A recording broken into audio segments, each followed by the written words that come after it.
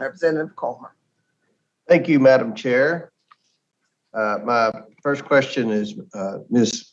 Safstrom, relationships with employers must be prioritized when getting vulnerable individuals back into the workforce. I've seen a success story firsthand in my district in Kentucky, a reentry program developed by a detention facility in McCracken County, and that's Paducah, Kentucky, worked with regional employers and the local community college to prioritize an educational curriculum paired with skills development needed by local employers.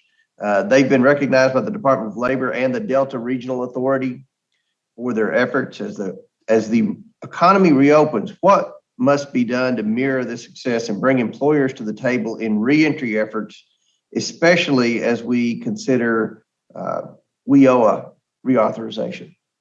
I think an amplification of what you just described has to be shared.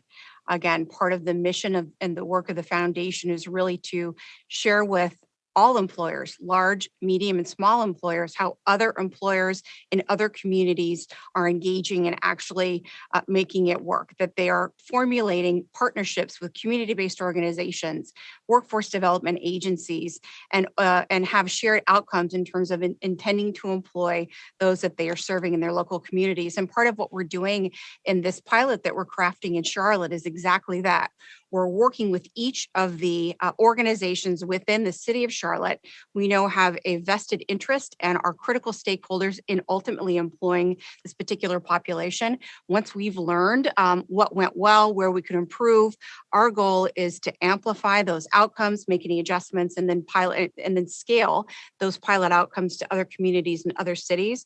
But I'd love to learn more specifically about what you're doing so we can talk about that as part of our marketing communications and PR, our storytelling that goes on at the SHRM Foundation.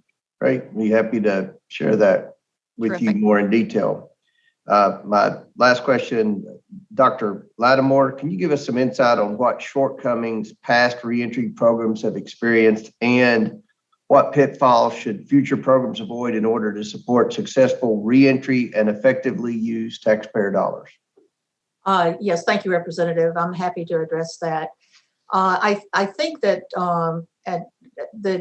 and I appreciated Ms. Scott's reference to wraparound services. I think that we all know that many of the individuals who are justice involved have a whole range of needs across, mental health, substance abuse, and they come out of prison or jail with little skills and are faced with trying to get their lives back together without any support. And it's really critical, I think, for us to be able to provide that support and help them overcome the challenges.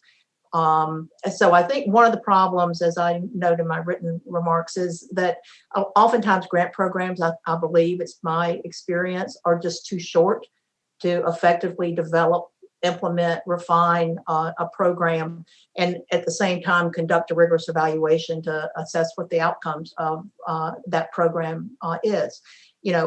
Providing wraparound services, identifying all the providers and those kinds of things, as other panelists who are actively engaged in doing that, is hard work and challenging work. And so making sure that there's adequate time and adequate funding to support these wraparound services, I think is critical. And so many, I'm more familiar with the programs that are funded by the Justice Department, the Bureau of Justice Assistance.